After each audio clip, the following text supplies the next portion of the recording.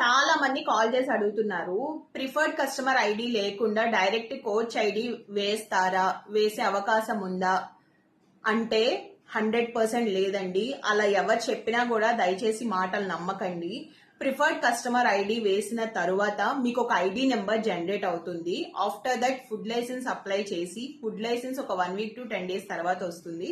అది వచ్చిన తర్వాత మనం అసోసియేట్ ఐడి కింద కన్వర్షన్ చేయాలి. కన్వర్షన్ చేసేటప్పుడు ఎవరిని కన్వర్షన్ చేస్తున్నాం, వాళ్ళ ఐడి డీటెయిల్స్ ఏంటని అడిగినప్పుడు మీ ప్రిఫర్డ్ కస్టమర్ ఐడి నెంబర్ అనేది అక్కడ ఎంటర్ చేయాల్సి ఉంటుంది.